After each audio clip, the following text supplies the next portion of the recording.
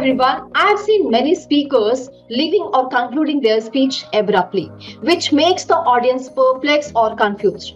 It happens because they do not have proper conclusion, proper key message, and call of action to tell to the audience.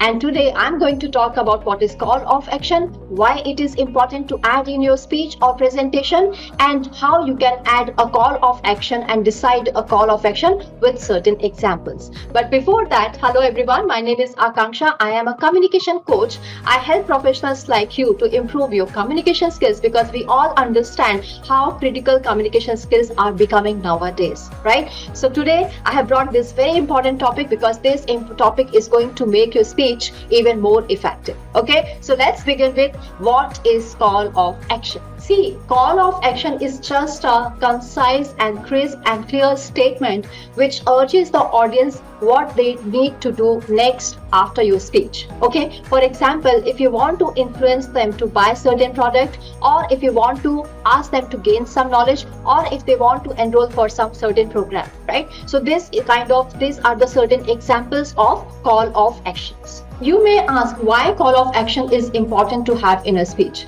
Let me tell you one thing. See, even if your speech is very effective and audience is very influenced or inspired by your speech, but think about it, if even they are inspired by your speech, but what they do not know what to do next, so your speech value will be reduced and your speech will be ineffective after some time.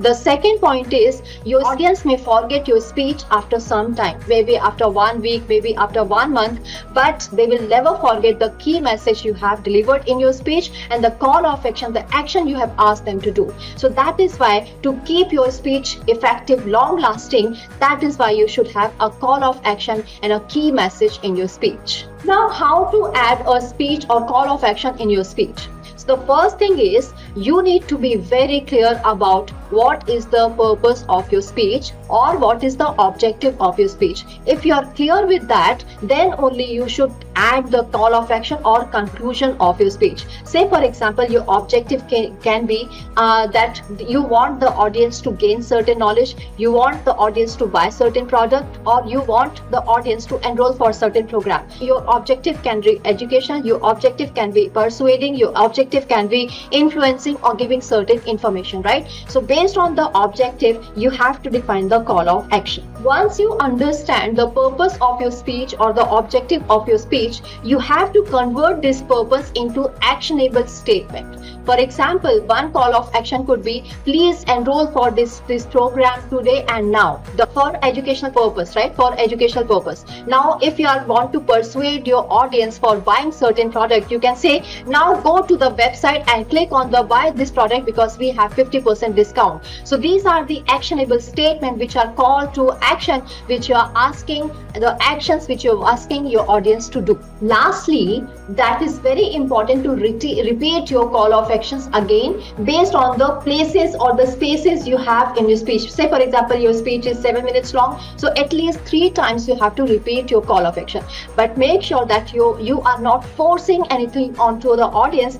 The call to action has to be very soft, and sometimes it can be directive also. I will give you certain example on how to use soft CTA and how to use direct CTA. Say for example, as I mentioned that you can use this CTA at the beginning. As I mentioned that you have to repeat your CTA, you can use this CTA at the beginning as a nudging the audience or stating the objective of this speech, and then you can use this in a subtle way in your main body or the topic of your speech, and finally you have to be directive in as a call to action. You have to be very direct while you are concluding your speech or at the last of your speech. So that is how you can add your call to action many times, multiple times in your speech. Now I will give you the example of soft CTA. If you want to ask your audience to enroll for certain program, what you can say is, I am sure that this program is going to add a lots of value and which will help you to grow in your professional career. So this is how you are not actually pushing them to take action, or you're not very directive to take action, but you are nudging them to take action. You are showing the value of taking action, right? And be directive means you can directly say that click on this link below and enroll the program now. Okay, so this is how you can be use soft CTA and you can be directive in case of CTA. So I hope now you understand the value of CTA, the call of action, and how to add in your speech. So to conclude, first you have to identify the purpose of your speech. Second, you have to convert or you have to define that purpose as an actionable item, and you have to repeat this call of action multiple times, call to action multiple times, so it gets into their mind very well. And most importantly, you should know where to use soft CTA and where you have to be directive. I hope this is very clear to you. Thanks for watching this video. I'm sure you get some value out of it. And if you like this video, please hit like button and please subscribe this channel. Also, please recommend your friends also if they need to improve their communication skills.